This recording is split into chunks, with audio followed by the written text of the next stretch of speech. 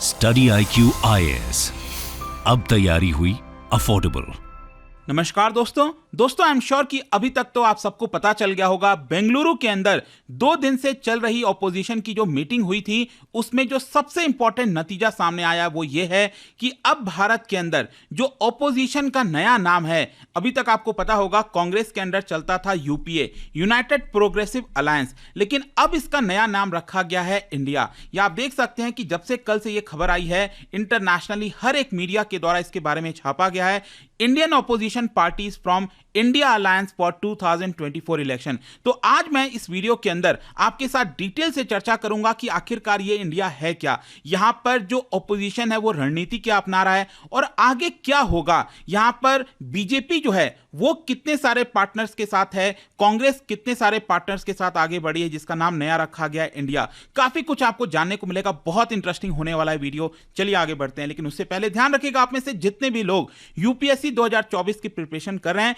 तो हमारे 3 live batch start होने वाले हैं बहुत ही जल्दी से हमारे वेबसाइट ऐप पर जाइए या फिर कमेंट सेक्शन में इसका लिंक है, वहां पर जाकर यूज करिए कोड अंकित लाइव ताकि आपको मैक्सिमम डिस्काउंट मिल सके। और ध्यान रखिएगा, आप में से जो लोग प्योर इंग्लिश, प्योर हिंदी या फिर इंग्लिश कोई भी बैच लेना चाहते हो, और हर एक बैच में let me tell you prelim से लेकर इंटरव्यू तक की पूरी तैयारी कराई जाती है, आपको कुछ भी और लेने की आवश्यकता नहीं पड़ेगी। और इसके अलावा अगर आप ऑप्शनल के बैचेस लेना चाहते हैं तो वो इस महीने स्टार्ट हो रहे हैं, जो भी आप लेना चाहते हैं ले सकते हैं। और इसके साथ साथ अगर आप एमसीक्यूज अटेम्प्ट करना चाहते हैं तो मेरे इंस्टा पेज पर जाइए, वहां पर स्टोरीज में जितने भी एमसीक्यूज हैं उसको आप अटेम्प्ट कर पाएंगे। चलिए शुरुआत करते हैं और सबसे पहले ये देखते हैं कि एग्जैक्टली हुआ क्या है। देखिए 2 दिन तक लगातार 17 जुलाई और 18 जुलाई 2 दिन तक ऑपोजिशन की बड़ी मीटिंग चली थी। इनफैक्ट आपको पता ही होगा कि रिसेंटली डिबेट ये हो रहा था कि क्या जो आम आदमी पार्टी है, अरविंद केजरीवाल जी की पार्टी है, क्या वो भी पार्टिसिपेट करेगी बेंगलुरु मीटिंग के अंदर कि नहीं। बेसिकली क्या है कि आम आदमी पार्टी ये चाहती थी कि जो दिल्ली ऑर्डिनेंस बिल लाया गया है बीजेपी गवर्नमेंट के द्वारा, सेंट्रल गवर्नमेंट के द्वारा,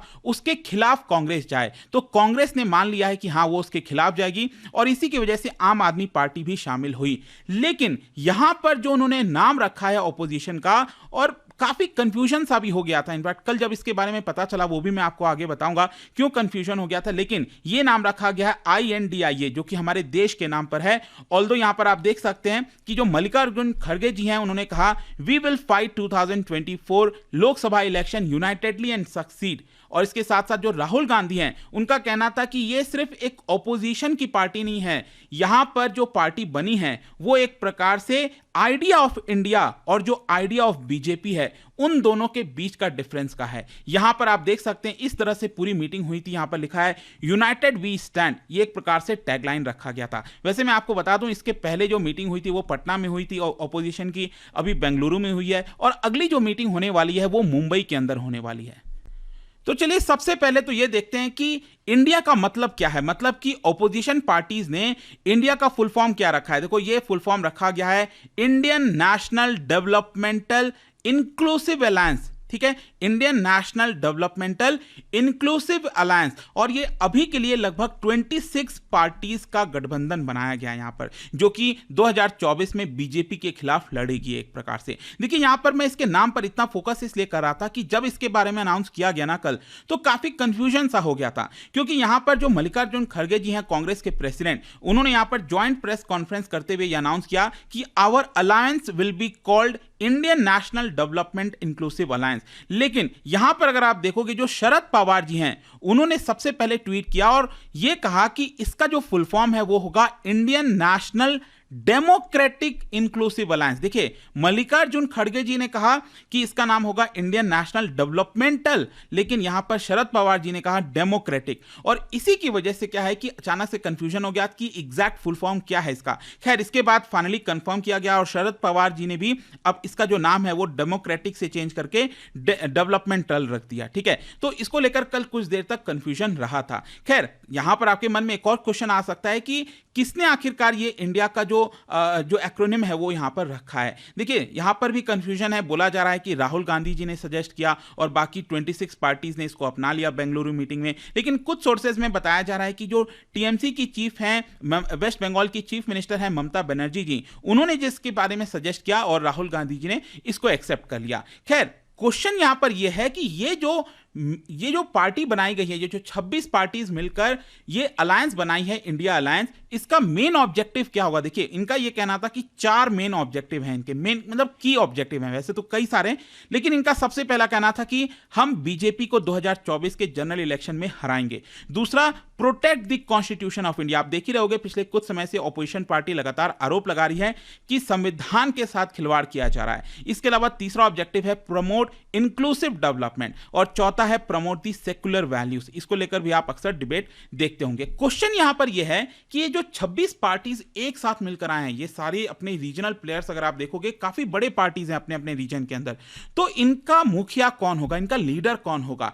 देखिए, इसके लिए कांग्रेस प्रेसिडेंट मल्लिकार्जुन खड़गे जी ने यह कहा कि हम 11 मेंबर्स की एक कोऑर्डिनेशन कमिटी बनाएंगे जो हर एक चीज के ऊपर डिसाइड करेगी, कोऑर्डिनेट करेगी। मतलब एक प्रकार से आप कह सकते हो कि ये जो 26 पार्टीज की इंडिया अलायंस बनाई गई है, इसमें कोई एक सिंगल लीडर नहीं होने वाला। यहां पर सबसे इंपॉर्टेंट बॉडी होगी जिसको जो होगा कोऑर्डिनेशन कमिटी, और यही सब कुछ लगभग डिसाइड करने वाली है। इनफैक्ट अगले मीटिंग में, मतलब कि अगला जो मुंबई मीटिंग होने वाला है, उसके लिए जो कन्वीनर कौन होगा वो भी यहां पर आगे चलकर बताया जाएगा, वो सेलेक्ट किया जाएगा ये 11 मेंबर्स की कमिटीज के द्वारा। फिर इसके साथ साथ यहां पर जो खड़गे जी हैं, उनका यह भी कहना था कि दिल्ली में एक सेक्रेटरिएट भी बनाया जाएगा, ताकि 2024 का जो इलेक्शन होगा वो एक साथ मिलकर ये कैसे मैनेजमेंट करेंगे, इसको इलेक्शन जीतने का प्रयास करेंगे, रैलीज निकालेंगे, तो ये सारी चीजें के लिए एक सेक्रेटरिएट चाहिए होगा, वो दिल्ली के अंदर बनाया जाएगा। फिर इसके अलावा यहां पर मुंबई में मीटिंग होने वाली है, तो उसका जो डेट्स है उसको भी ये लोग अनाउंस करने वाले हैं। लेकिन यहां पर मैं एक बड़ी खबर ये बता दूं,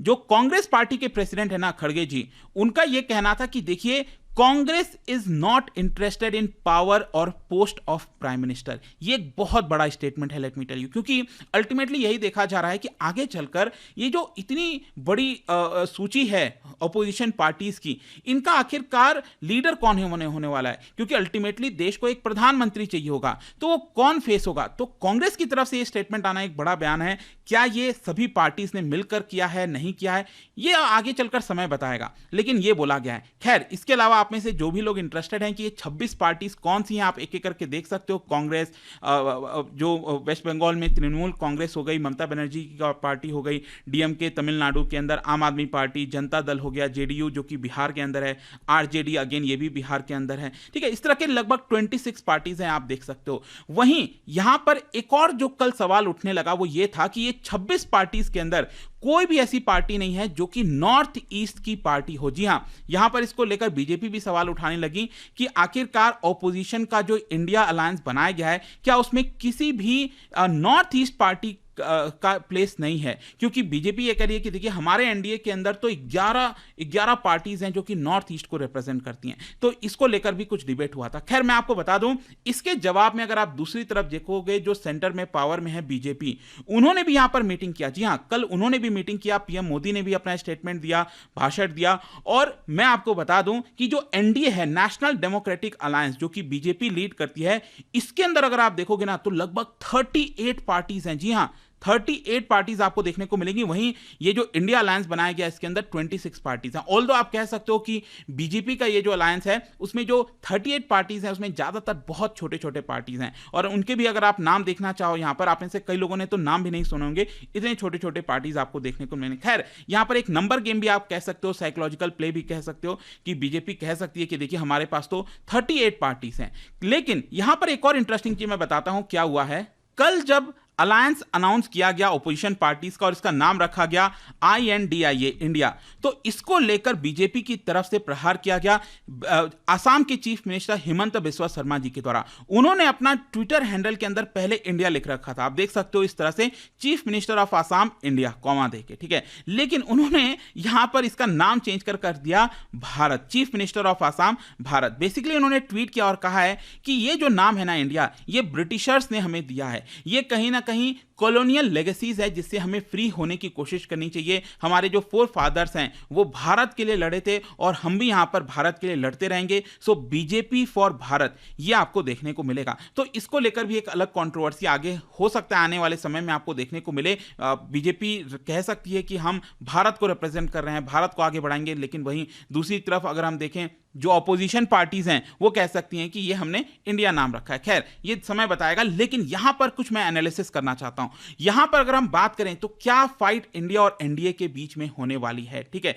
देखो यहां पर क्या है ना कि जिस तरीके से अलायंस बनाया जा रहा है, ये साफ दिख रहा है कि कोई भी जो साइड है, चाहे एनडीए आप बोलिए, बीजेपी वाली साइड या फिर कांग्रेस वाली साइड इंडिया बोलिए, दोनों यहां पर अभी क्लियर विक्ट्री किसको मिलेगी अभी तक श्योर नहीं है। और इसी की वजह से दोनों तरफ से यहां पर कोशिश हो रहा है कि ज्यादा से ज्यादा जो अलायंस है अलग अलग पार्टीज के साथ वो बनाया जाए। लेकिन दोनों पार्टीज में जो एक की डिफरेंस है, इसमें कोई डाउट नहीं है, वो यही है कि ऑपोजिशन पार्टी का सबसे मेन और सिंगल एम है वो ये है कि मोदी जी को बाहर करना, बीजेपी को सेंटर से हटाना, क्योंकि लगभग 10 साल हो चुके हैं। आप समझिए आखिरकार ये जो इंडिया अलायंस बनाया गया है उसको क्यों बनाया गया है, क्योंकि इसमें कई सारे पार्टीज को ये लग रहा है कि देखिए ऑलरेडी 10 साल हो चुके हैं बीजेपी को शासन करते हुए, और 5 साल मिल जाएगा तो 15 साल हो जाएंगे। तो कहीं ना कहीं वो एक जो फोर्स होता है ना कि आप सत्ता से बाहर हो, तो भले ही कितनी चीजें हो जाए, आप दो पार्टीज के बीच में कितनी भी दुश्मनी क्यों ना हो, आप खुद देखोगे ये जो 26 पार्टीज आई हैं, कहीं ना कहीं उसका एक सबसे मेन मकसद यही है कि बीजेपी को सेंटर से हटाना। और कहीं ना कहीं ये जो मकसद है ना, आप कह सकते हो एक तरह से ऑपोजिशन का स्ट्रेंथ भी है और वीकनेस भी है। कैसे स्ट्रेंथ? इसलिए है क्योंकि बीजेपी को हटाने के लिए यहां पर, जैसा मैंने आपको बताया कि कितना भी कड़ी दुश्मनी हो दो पार्टीज के बीच में, वो एक साथ आ रही हैं, और इसीलिए इतनी बड़ी बड़ी पार्टीज मिलकर 26 पार्टीज ने इंडिया अलायंस बनाया। वीकनेस क्या है? वीकनेस यही है कि आप सिर्फ ये नहीं कह सकते कि हम बीजेपी को हटाना चाहते हैं तो जनता हमें चुनेगी। जब 2024 में चुनाव होगा जनरल इलेक्शन का, तो यहां पर जो लोग हैं वो कहीं ना कहीं ये देखेंगे कि आखिरकार ऑपोजिशन पार्टीज क्या यहां पर उनको ऑल्टरनेटिव प्रोवाइड कर रही हैं। अगर ऑपोजिशन पार्टी सिर्फ ये कहेंगी कि हम मोदी जी को हटाना चाहते हैं सत्ता से, तो हो सकता है शायद लोग ना माने, ठीक है। तो कई सारी चीजें हैं। ऑपोजिशन का कहीं ना कहीं बेस्ट होप यही होगा कि वोटर्स जो हैं वो चेंज चाहते हो 2024 में, और कहीं ना कहीं उनके मन में ये ना रहे कि ऑपोजिशन के पास तो कोई यूनिफाइंग फैक्टर नहीं है, ऑपोजिशन में कौन लीडर होगा। अगर वो शायद जनता ना सोचे तब हो सकता है। खैर बीजेपी के पर्सपेक्टिव से अगर हम देखें तो बीजेपी के लिए जीतना जरूरी है, लेकिन इसके साथ साथ मैं आपको ये भी बता दूं, इस समय बीजेपी का जो सबसे बड़ा वीकनेस है और एनडीए का वीकनेस है, वो अगर हम देखें तो क्या है ना कि यहां पर ऐसा प्रतीत होता है कि अगर मान लो बीजेपी में मोदी जी नहीं है तो उसके बाद क्या होगा बीजेपी का, क्या वो उस तरह से एक साथ एकजुट रह पाएगी, नहीं रह पाएगी, इसको लेकर भी सवाल है। तो यह भी बार बार कहा जा रहा है कि यहां पर बीजेपी भी जीतना चाहती है ताकि एनडीए को एक साथ इकट्ठा कर सके। खैर कंक्लूजन में यहां पर क्या निकलता है, देखो अभी के लिए बहुत सी चीजें होने वाली हैं। अभी जब 2024 का इलेक्शन आएगा तो आगे 7-8 महीनों में बहुत सारे परिवर्तन होंगे, उसको लेकर मैं वीडियोस बनाता रहूंगा। लेकिन कहीं ना कहीं एक प्रेडिक्शन आप ये भी कह सकते हैं कि ये जो अलायंसेस बनाया जा रहा है ना, ये कहीं ना कहीं शॉर्ट टर्म के लिए, ये चुनाव को देखते हुए हैं। जैसे ही चुनाव होगा आप देखना सत्ता के लिए बहुत सारी चीजें की जाएंगी, बहुत सारे अलग अलग चीजें होंगे जो शायद हमने सोचा भी नहीं था, ठीक है। यहां पर क्या ये अलायंस, ये पार्टीज एक साथ रह सकती हैं चुनाव के बाद भी, ये अगेन समय बताएगा, और हिस्ट्री बताता है, इतिहास बताता है कि ऐसा नहीं होता है। आप खुद देखिए 2014 में जब बीजेपी चुनकर आई थी, एनडीए चुनकर आई थी, फिर 2019 में उसमें कितने सारे अलायंस पार्टनर थे। धीरे धीरे क्या करते हैं, कहीं ना कहीं मतभेद होता है, वो हटते जाते हैं और छोटी हो जाती है अलायंस पूरी, ठीक है। वापस से फिर अलायंस बनता है। तो ये सारी जो चर्निंग है वो हमारे डेमोक्रेसी के अंदर देखने रहने मिलेगी। लेकिन अल्टीमेटली देखिए क्या है, भारत के अंदर डेमोक्रेसी की जीत होनी चाहिए, ये इंपॉर्टेंट है, और सही तरीके से होना चाहिए, ये इंपॉर्टेंट है। तो लेट्स सी आगे क्या होता है। होप कि ये वीडियो आपको काफी इंटरेस्टिंग लगा होगा। इस तरह के जो पॉलिटिकल वीडियोस हैं अब थोड़े बहुत मैं लाता रहूंगा, क्योंकि ऑब्वियस सी बात है चुनाव आने वाला है, जैसा मैंने पहले भी बोला था। जाने से पहले एक इंटरेस्टिंग क्वेश्चन, क्या बता सकते हो कि rise of political parties is directly linked to emergence of which among the following? मतलब कि इन चारों में से अगर कोई चीज इमर्ज होती है तो उसकी वजह से पॉलिटिकल पार्टीज का भी राइज होता है। तो वो कौन सी ऐसी चीज है जो कि इमर्ज होने से पॉलिटिकल पार्टीज का भी राइज होता है? इसका राइट आंसर आप सबको पता है, मेरे इंस्टाग्राम पर तो मिलेगा ही, वहां पर अगर आप नहीं हो कोई बात नहीं, टेलीग्राम से ले सकते हैं इसका सही उत्तर। मैं कई सारे जो एमसीक्यूज हैं वो यहाँ पर स्टोरीज में डालता रहता हूँ। बाकी अगर आपको पीडीएफ चाहिए तो टेलीग्राम पर आइए, अलग अलग सोशल मीडिया पर आप जुड़ पाओगे। और जैसा मैंने बताया यूपीएससी की अगर आप तैयारी कर रहे हो, just use the code Ankit live to get maximum discount. कोई भी आपको बैच लेना हो, एंड आई होप की वीडियो आपको पसंद आया होगा। मिलता हूं आपसे next time, till then thank you very much, see you soon. Study IQ IAS, अब तैयारी हुई अफोर्डेबल।